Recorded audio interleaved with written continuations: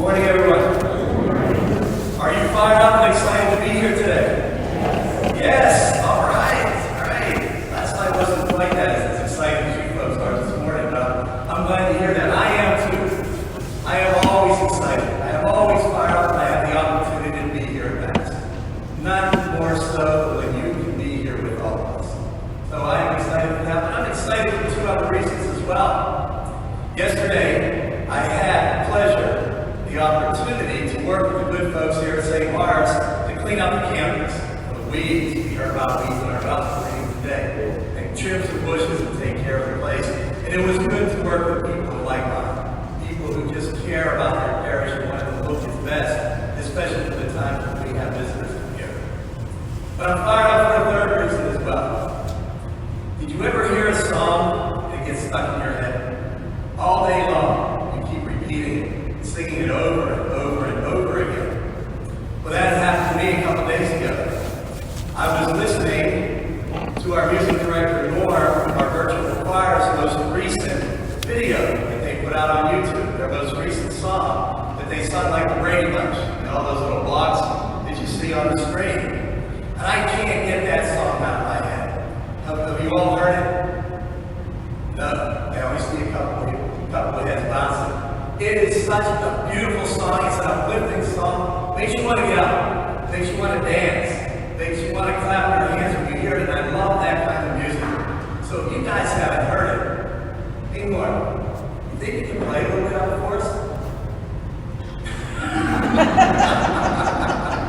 Just a little bit. As it happens, Deacon, I just happen to have a copy of it here. All right. So will you join me? Okay, we got to listen to sing too. Just a little bit more because they don't want to hear too long about it.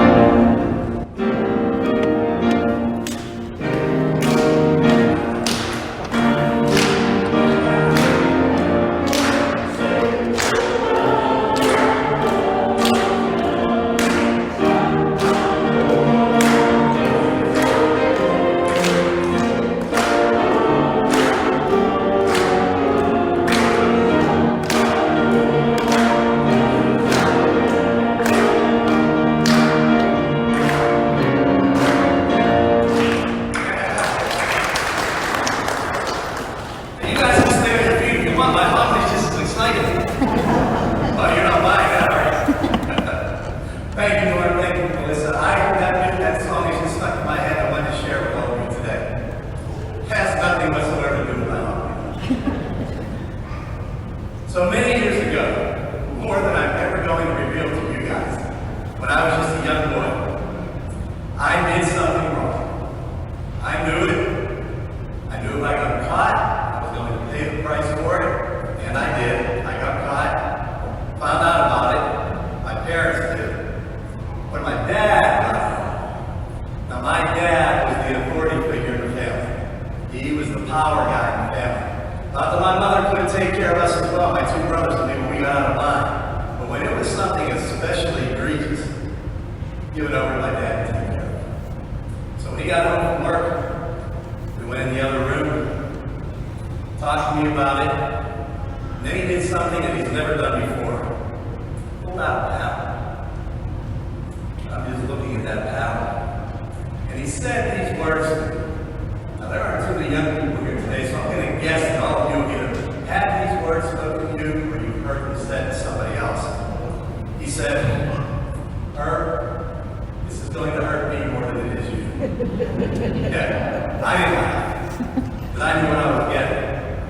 And my first thought was, yeah, right, Dad. I'm the one that's going to get smacked on the butt, and it's going to hurt you more than me. And after he got done, it stung. It didn't kill me.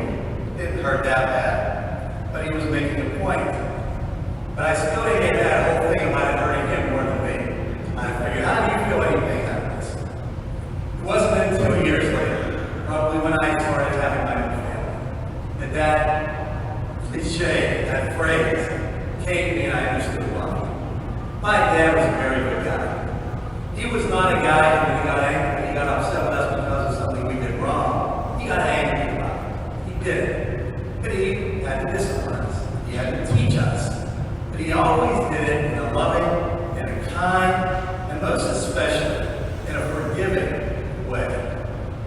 So I understood that years later, why he meant that. He really didn't want to have to use that battle on me. And I must have learned the lesson because he never had to pull it out again. Many of us, I'm sure, have known people in our lives who had authority or power over us in one way or another. Certainly, first and foremost, our parents. They're the first ones to control our lives when we're very young and have that sort of authority over us. When we get to school, our teachers. When we get into the workplace, our bosses. Church, our pastors. And the way they work with us and bring our churches together, they have authority over us. But if you're anything like me, you've experienced two types of leadership or authority type people. You've experienced it like we heard in the first reading today, a book of wisdom, where God is talked about as a God of love, a God of kindness, a just God, and a lenient God, a very forgiving God.